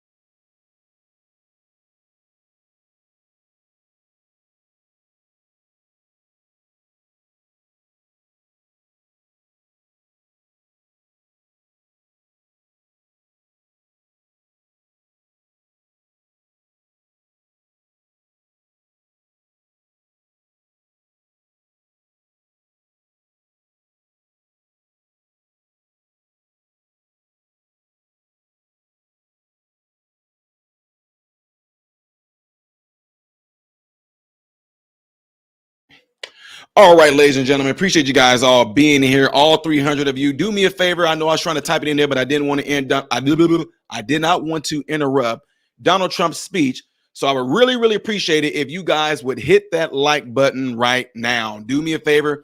Hit the like button right now so this video can be circulated within the YouTube algorithm, because YouTube 100% is going to suppress this video. They are going to suppress this video. Okay, so do me a favor, hit that like button, ladies and gentlemen. Appreciate that. All right. And while I have you all right here, I want to go ahead and give a shout out, because I told you I give credit where credit is due. I give honor where honor is due. So down here, you see the Cash App flowing right there, right? Okay. So Nelda Mickey, God bless you. I'm not going to read out what anybody gave, because I don't care about the amount that you guys give, but it's greatly appreciated. Okay. Nelda Mickey with the Cash App. God bless you and thank you so much. Macon Blankenship said, for family. God bless you. Thank you for this. Patricia Jones says, on Sunday with the super chat. God bless you. I'm sorry, with the Cash App. Thank you for that. Cool Cat 69 said, for keeping up the good work. God bless you. Thank you for that. Daniel Harriet says, for waking the country up and your community. God bless you and thank you for that. Willie D says, for keeping up the great content. God bless you and thank you for that. My friend Tia says, for continuing to be authentic with us with the Cash App. And God bless you and thank you for that. Miss Unconventional, who's in the house right now. Bruce Shepard with the super chat. Patsy Young said, thank you so much with the hand praising like this. V-Ray says, for excellent live stream. Okay. Michael James, just a Cash App. Trent Miller, just a Cash App. Don Head, just a Cash App. Fernandez says, amen from one Christian brother to another. I love your boldness in Christ. God bless every last one of you guys for sending those Cash Apps in. I really do appreciate that from you. All right, ladies and gentlemen. So right now, what I'm getting ready to do, I'm getting ready to give my little 2 cents on this whole ordeal of what Trump talked about. And I wrote some things down. So now, before I get into this, let me forewarn all y'all, because I get what we just got done hearing. And what I want to tell y'all that is this. At the end, that was very strategic and masterfully done with the music and everything coming in there. So listen to me real quick. And it's a reason why it's done that way. It's the reason why it's done that way. Whenever the music is being played and everything like that, for one, it stimulates both hemispheres of the brain. And when that's being stimulated, whatever words or whatever message is going forth, it's easy for it to go inside and have an effect on you. That's the reason why certain lyrics and music and things like that, they put a good beat with it, put a certain frequency with it, put certain music with it, and then they end up putting these words with it. When they put the words with it, it can get ingrained and stay in you. Hence, the universal language of, the universal melody of ABCs. Everybody in America most likely sing it the same way. A, B, C, D, E, F, G. Everybody singing in that same melody. And that same melody can be applied to Twinkle, Twinkle, Little Star. Twinkle, twinkle, little star. H-I-J-K-L-M-N-O-P. See what I'm saying? Anyway, my point is saying that is that that's the reason why the music was used there. And it's a good way to instill a message within the person. All right. So with that being said, I do agree with a lot of things. I agree with a lot, pretty much with what Donald Trump said. Now, this is what I want y'all to take a back seat on and take a deep breath right now, because a lot of folks that support Trump, I support Trump. Okay? Matter of fact, let me do this real quick for some of y'all to be like, I can't believe you're saying that. You sound like you're a lip. Let me do this real quick for y'all, okay? Let me do this. Okay? Just to make y'all feel a little bit at ease. I've met the man and shook the man's hand and was able to talk with him for 45 minutes, okay? And Trump takes constructive criticism well. If this was me talking to Trump, I would tell him, Mr. President, I understand what you did, what we had going on during the economy. I understand what was going on before COVID hit. I understand all that, sir. But can you please let the Americans know what you plan to do when you get in there? Now, Donald Trump did say he's going to drill, baby, drill. We're going to drill like no one ever before. He did say he said we're going to drill. He said he definitely going to do the huge mass deportation. Now, what I would actually suggest if it was me on Trump's team, I would suggest, can you kind of give a little bit, you don't have to give the plan or go into detail of what you're going to do as far as the economics go, but tell us what is going to be the plan and where you're going to put America at. That would be one of my things right there. So before any of y'all start going all crazy, well, Todd, all you got to do is look it up to see what Trump said he was going to do. No. I'm talking about why Trump is speaking, because there's some people out there that is not tech savvy that knows how to go and research things. In fact, let me tell you something that happens to me a lot. I would say to my patients sometimes, I would say, just Google it. My patients will go, well, what's a Google? So you got to be under the impression that everybody don't know what technology is and how to use it, those things like that. So that's why I say it'd be a little easier for him just to say those things. Okay. Now, I do like the fact that Donald Trump, because one thing I got recognized from him is when I went viral at a school board meeting for completely destroying CRT. And then it started this huge snowball of all parents from all over seeing this video of me at the school board completely obliterating them of this nonsense critical race theory. And all of a sudden, parents jumped on board, started going to school board meetings. People started speaking up. It started a huge thing. And still to this day, 3 years later, I still get letters in the dang on email of people saying, I'm glad you did that. Thank you so much. Da da da da. This is what we got going on. And then they would invite me to come to where they are and speak at these different places, whatever and whatnot. So it started a snowball effect. And I'm grateful that he said he's gonna get in there and get that out the way. Shout out to Governor DeSantis of Florida, who did that recently. He got rid of the DEI program at the U of F. Anyway, let me not get into all that. He's definitely going to be behind the 2A, which we all know that's going to be completely awesome. I would want it to be to where the fact where if somebody do happen to try to harm one of us American citizens and we exercise our right against foreign or domestic with that 2A, that they don't have something in place where all of a sudden we're looked at as being a criminal when we're defending ourselves, okay? Now, one thing I 100% agree with. Chris Donaldson, thank you for the $5 super chat. God bless you for that. One thing I 100% agree with is paper ballots, baby. That means we ain't got to worry about the word that rhymes with hominion, tominion, cominion, bominion. Y'all know what I'm saying? Because if I say the word, I'm going to get shut down. We don't have to worry about certain machines or certain hiccups. We don't have to worry about, oh, something happened to the technology. It's simple as putting a paper. Matter of fact, y'all, look, let me tell y'all something. If I was able to get something pushed through legislation, y'all know what I would do? If I was able to get something pushed through legislation, you know what I would do?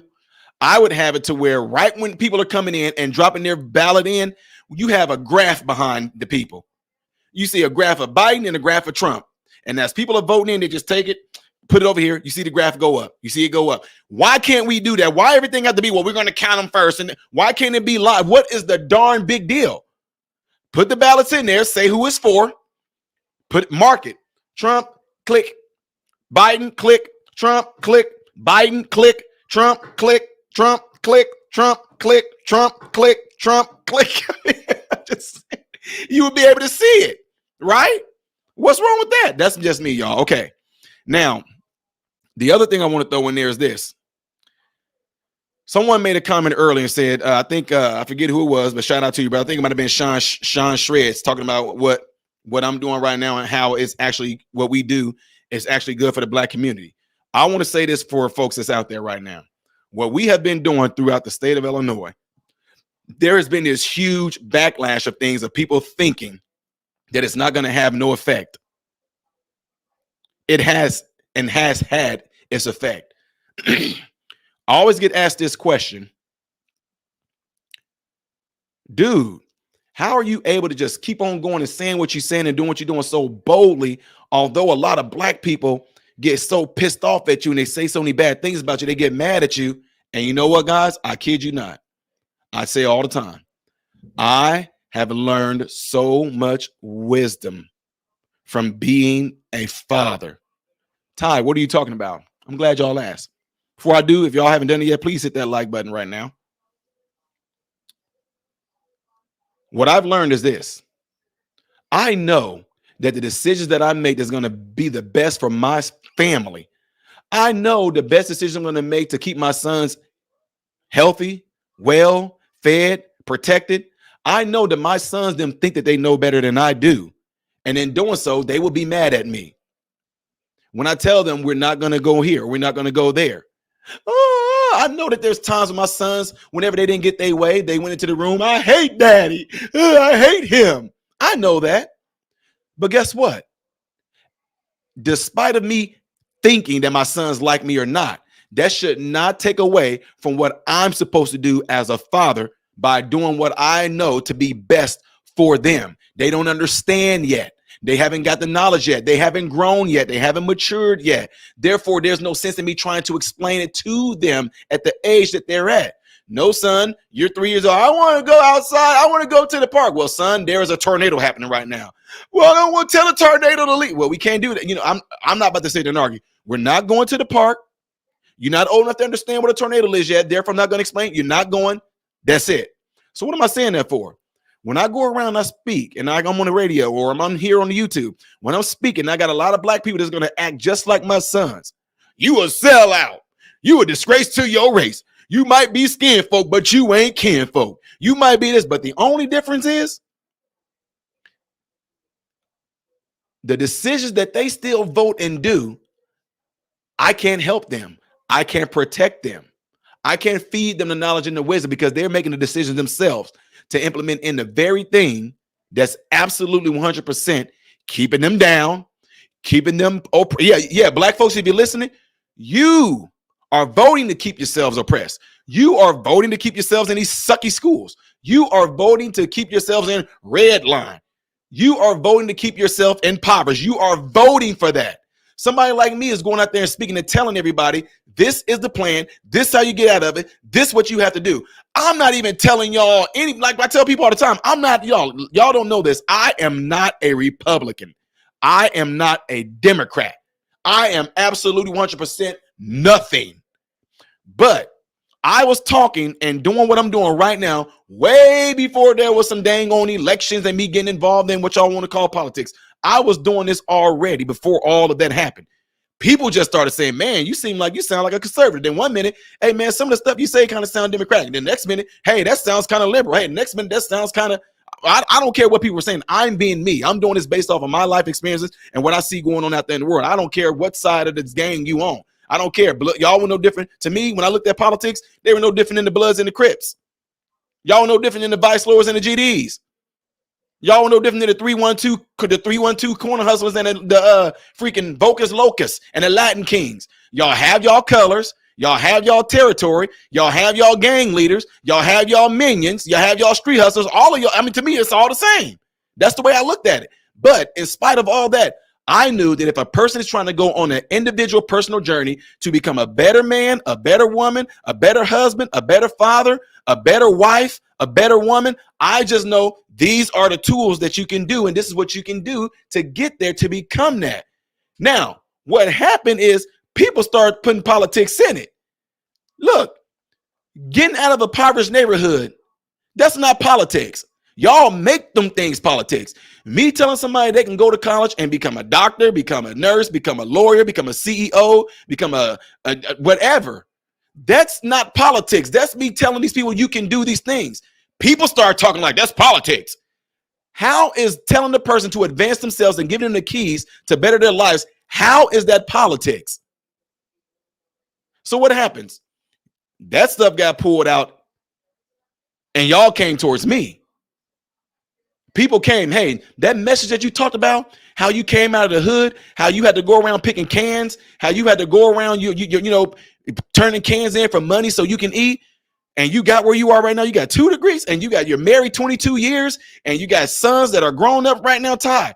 How? And I'm just telling them how all of a sudden he talking that political bull crap. He's scared for, but he ain't. This was before I even got involved in this stuff.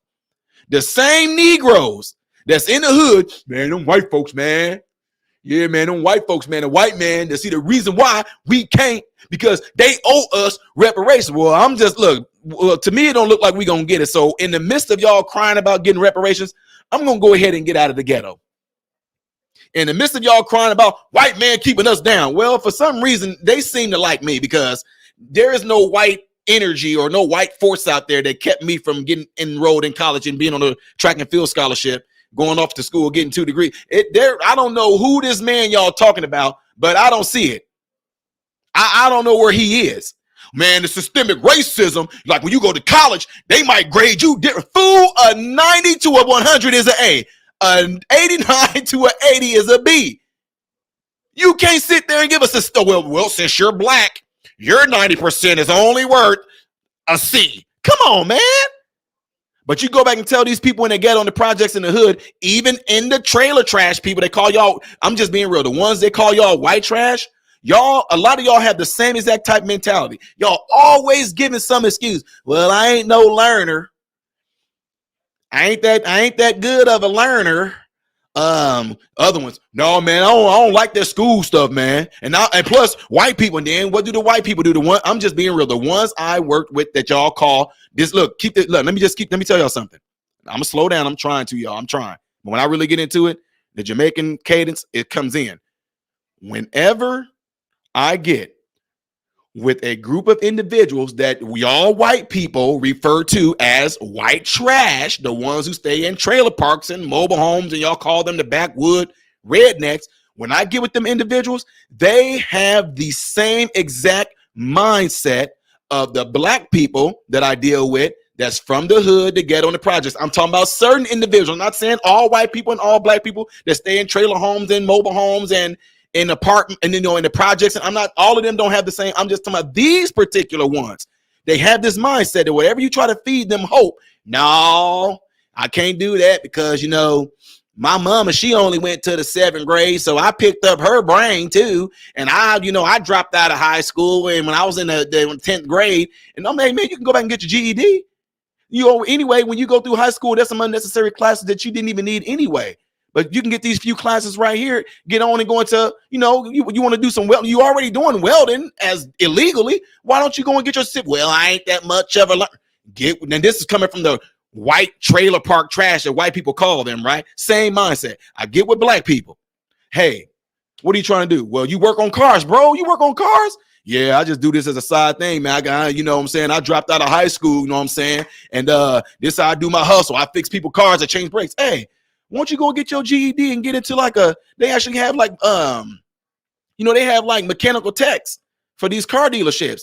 Hey, finish high school, get your GED. No, I ain't trying to do all that stuff, man. You know what I'm saying? Bro, it's so much easier. You don't have to worry about unnecessary classes. As long as you can do the basic math, the basic reading, the basic English and everything like that, get your GED. And dude, they will pay for you to go through their mechanical tech school and hire you right on.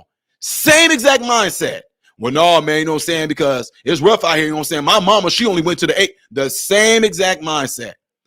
So when I'm doing this with these people and I'm showing them it's going to be easy for you to do it.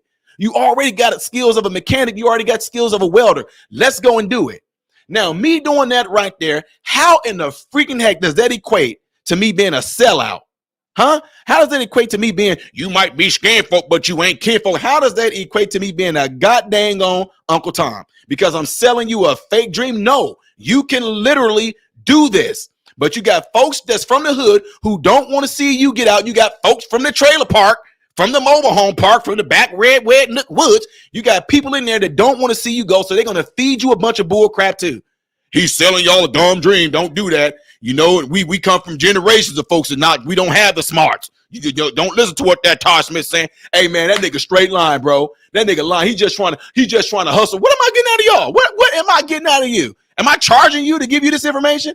Am I charging you to get with me and my wife and get you all signed up and things like that, right, Grants? We're not charging you to do that. Why? Because I have a heart to, I want to see you, the American people, do well. And I'm showing you that it's not as hard as you think it's going to be. One reason why you feel it is hard because all the people behind you haven't done it. So you feel in your mind, if they haven't done it, then how are you going to do it? What makes you different? And I don't let people come and feed you that bull crap. Leave them alone. Let's move on. Let's be successful. Hey, see, there go one of them dang on tap dancing niggas. There go one of them coon niggas. That's what they do. That's what they do. When they know that you're about to be on the road to success and getting into something that's going to be completely beneficial to you, you always going to have your trailer park mindset folks in the back talking about, nope, they're not going to hire you, you see, because they know who your daddy is. Nope.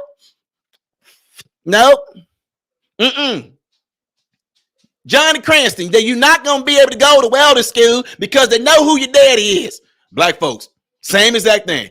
Hey, man, that nigga straight lying to you, man. Don't let that nigga lie to you, fill your head with them white folks saying, why are y'all doing that? But then yet at the same time, guess what's getting ready to happen? These folks that these folks that are coming in, these migrants, these asylum seekers, these illegals, they are going to come in and they are going to mop the floor with the black ghetto projects hood mentality, folks. I didn't say all black people. I'm talking about the ones of a certain mentality. The backwood redneck, the trailer park white trash, the ones they call y'all of a certain mentality. Not saying that all white people stay in trailer homes in the backwoods are like this. I got to give y'all the disclaimer. Those folks are going to come in and they're going to take advantage of the opportunities that you wouldn't. You are an heir to those opportunities that are here in America, and you are not taking advantage of it. There is an open door, and all you Americans have to do, whether you're black or white, all you have to do is walk through that door. But somebody is telling y'all, if you walk on the other side of that door, this what's going to happen. I heard that when Wata went over there, and I heard when Rudabar went over there. Hey, I heard when Tyrone went over there. Hey, I heard when Jamal went over there. That's why he ain't come back through that door. They got him. No, when he went through that door, he saw success. He got a job. Now he's probably living in a good suburban area. Why would he come back to the hood? Ruta Bar, Willie John, he went through the door. He got into Wellness School. He got his girlfriend out of the trailer park. They got a good home in the suburbs. Why would he come back to the nasty ran down trailer park? Then they can't win because now, oh, you think you too good now, don't you, boy, huh? You think you better than the rest of us in the trailer? I remember you used to run around here dang on butt naked with your parents around with your mama over there with the teeth out of her mouth because she's on meth. You think you better than the rest of us, huh? You keep you and your little kid, little bastards on up there in your little suburban neighborhood. They get pissed off at you. Black folks the same way. Oh, you trying to act like you one of them white people now, huh? You think you better than the rest of us now, huh? You done got your degrees and everything. You don't even want to come back and see us, huh? You think you better than the rest. What? I thought that was the whole purpose. I thought the whole purpose was to get out of the hood. I thought the whole purpose was to get out of the trailer. But then when you there in the hood, in the trailer park, what do people do? Yeah, I'm just trying to make it. I'm just trying to get out of here. I'm just trying to make it out. You know, I'm just trying to get ahead. But the minute you do, you're going to get scolded for doing it. That's why no matter what, like I told y'all, look, I'm up here sweating and everything. Woo! Y'all got me preaching. Hit that like button for me right now. Hit the like button, ladies and gentlemen. So if you hear what I'm saying right now, no matter what you do, you are going to be ridiculed. You're going to be prosecuted. You're going to be talked about. You're going to be damned and everything for making the right decision. But no matter what, you got one life. You got one chance through this journey called life. You only got one chance, one life. One.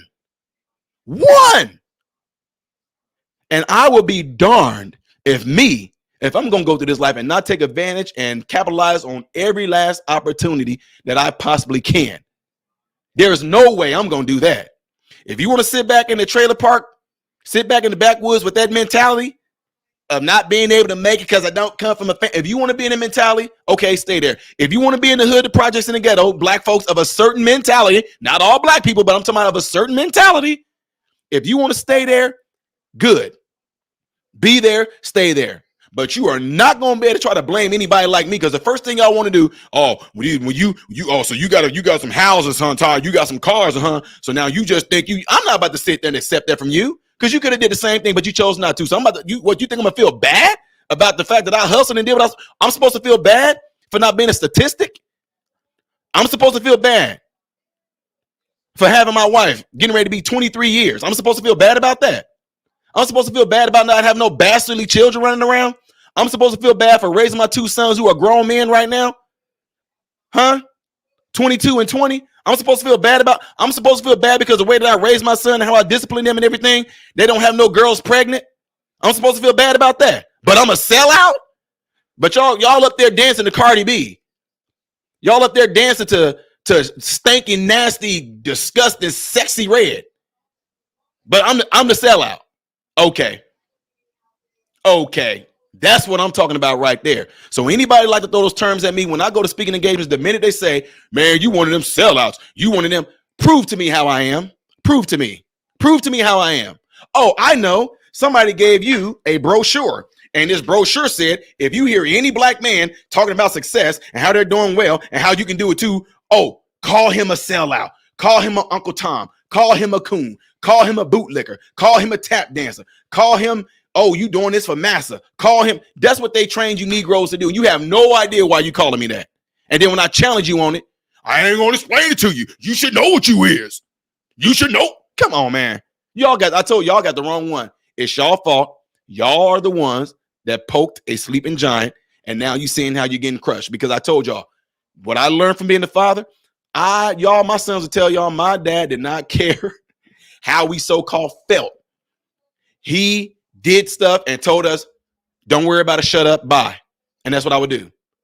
And then when they got old enough and able to understand why I did the things that I did, they would come, hey, Dad, I remember when you did this and I was all mad about it. Now I see what you were doing. Ding, ding, ding. And guess what my son's going to do? They're going to repeat what their dad did. See, why I'm saying that? Because people have a certain mindset from the trailer park or the ones they call y'all white trash or the black people from the projects or the hood or the ghetto of a certain mentality. The reason why I tell you that I'm not trying to hear all that crap is because I know your potential and I know what you're capable of. I know what my sons can do. I know what they're capable of. I know what would harm them, and I know what won't harm them. And I can tell you right now, there is no white systemic thing out there that's going to keep you from progressing and doing anything you want to do right now, be it white people or black people. Not one thing. Unless you are completely disabled and you can't do anything like this, there is nothing out there that's going to keep any of you from doing what you want to do here in America. They ain't going to be, well, Ty, this one time I tried to get a job and I know they didn't pick me because of, okay, go look for another job. I don't want to go. You don't buy into that bull crap. Well, Ty, I tried to go work at, I tried to do what you say and go get a job at Winn-Dixie and they turned me down. And I know the reason why is because they know my family. The minute they see my name, my last name on my application, I knew that they knew my mama. And that girl, the manager, her and my mama went to school together. She never liked my mama because my mama dated the guy that she wanted. And I know that's what? I'm telling y'all think I'm joking. It's the same exact mindset. You have been trained to be a victim. You have been trained to look at excuses. You have been trained to look for something that's going to be the main reason why you're not getting a job. You're not being successful. You're not getting to school. You're not finishing school. You're not getting the job that you want. You're not getting a girl that you want. You've been trained to look for excuses. And that's why when I raise my sons, I'm not going to give you that. But I was going, nope. This is what we're going to do. It didn't work, right? Now we're getting ready to do this. So what, you didn't get the job? That's why we put in 10 applications. You got what? You got 9 more interviews. One of them going to give you a job. And if not, you're going to get a job. Plain and simple. But I tell you what, guess what's going to happen? You staying there and keep on talking, but my brothers, my skin folk. You staying there and complaining and keep on talking about, hey, these white folks, man, oh, systemic racism, oh, our reparations, oh, shoot, man, yeah. Guess what, Negro? You're not moving. Y'all was saying this stuff to me before I got married.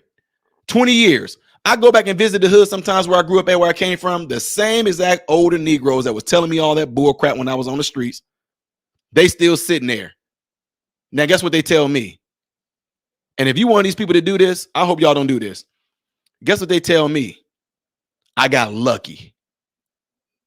I had to check my older boys. When I say older, these are the ones we looked up to. You know, I'm a kid. They like, at that time, they might have been in their mid-20s, but now they in their mid-50s or late, early 60s. And they say to me, man, look at you. Then they turn around, man, look at you. They get out, man. Look, boy, look, man. But you know what, man? You got lucky. Don't ever say that to nobody. That is an insult.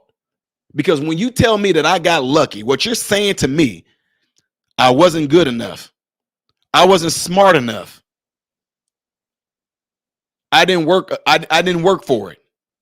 I got lucky.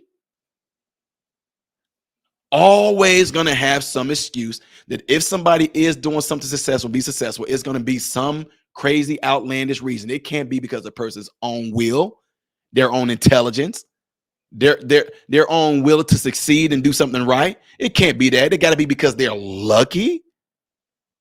And again, ladies and gentlemen, this same thing runs in the mentality of a lot of people.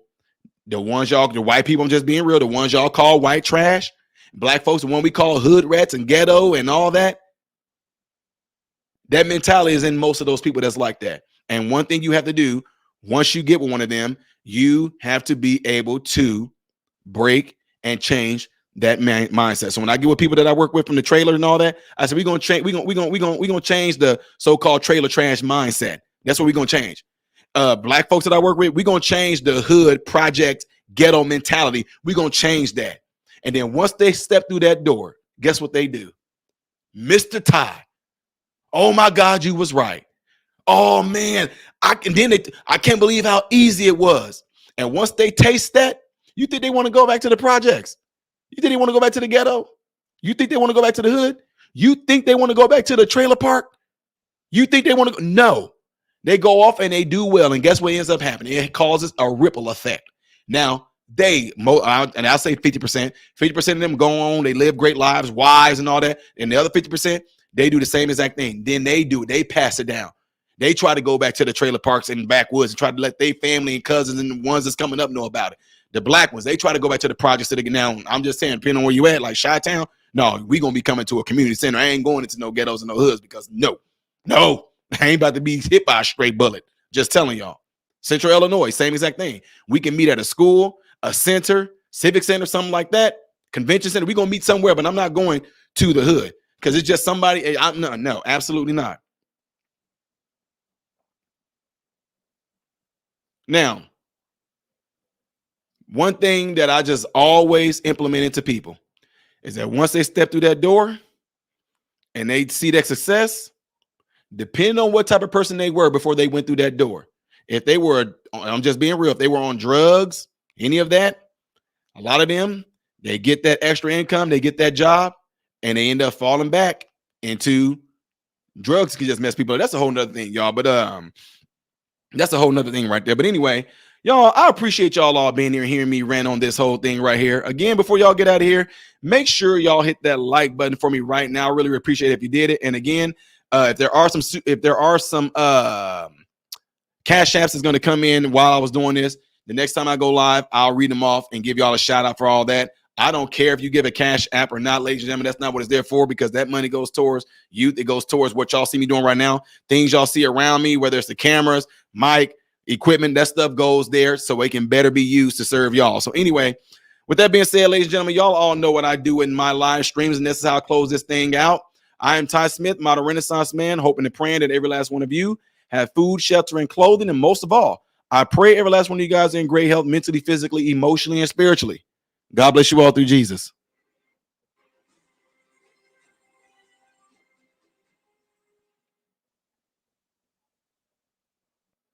What's going on, everybody? So, hey, check this out. I appreciate you guys watching. I appreciate you taking time out of your day to do these videos. Do not forget to subscribe to the channel, give the video a thumbs up, and also